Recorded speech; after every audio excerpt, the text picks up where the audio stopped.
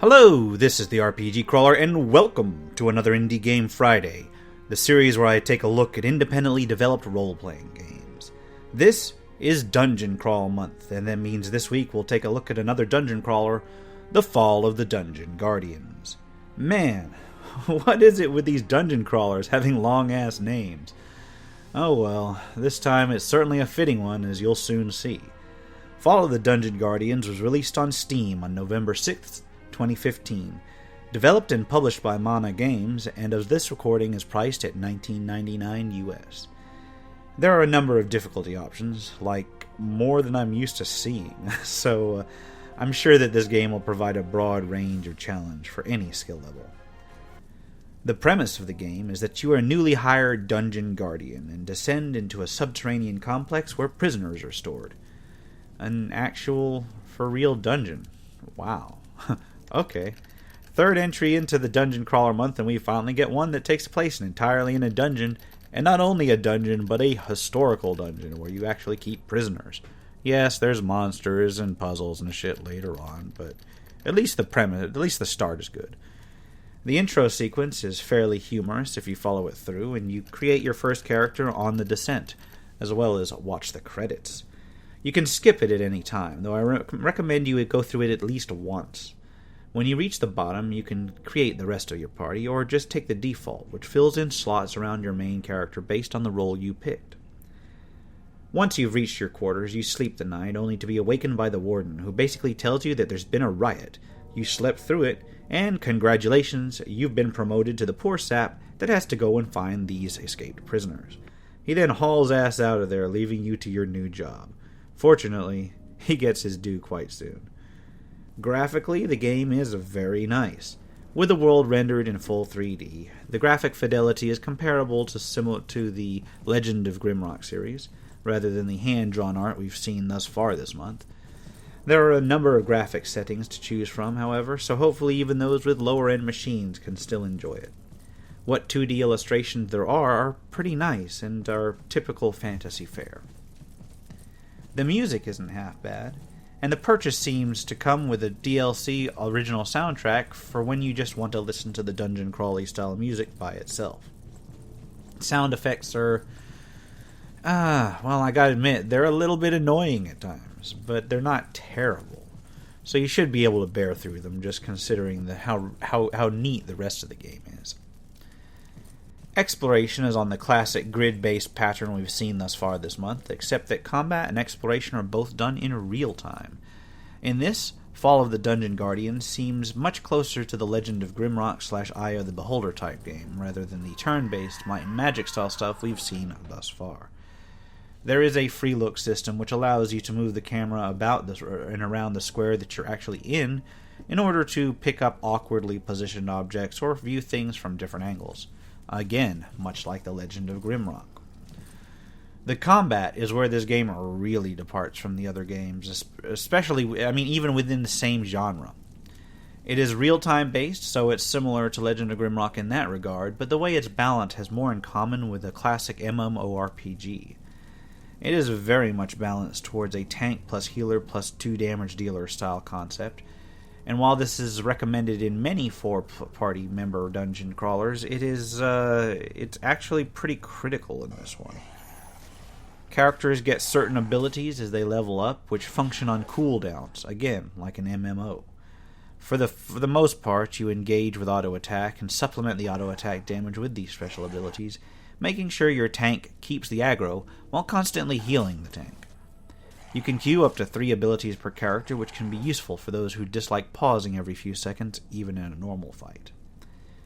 Everything is quite clearly explained and laid out. The statistics aren't hidden in any way. Even the enemies will tell you how much aggro they have towards each person when you mouse over them. The abilities they are using are clearly labeled, and you get a cooldown timer, and your tank, at least at the beginning, has an interrupt. So you can go ahead and stop those abilities that you think are going to mess your party up. This is pretty key in the first boss battle, which we'll get to shortly. Aside from the classic MMO-style combat, you can engage in typical real-time grid-based shenanigans as well, ducking in and out of squares to avoid attacks, etc. However, Due to the auto attack / cooldown / Q based nature of the combat, you'll probably want to avoid doing that unless you're really enjoying micromanaging things. I know I tried it and ended up ducking out of range of some creatures. This is where the decision point over where the game is worth it really comes in. The plot is pretty standard and suitable for a dungeon crawler. The exploration is typical of the genre. There are the typical mixture of real-time traps and puzzles, lever puzzles, etc., but there is a lot of combat.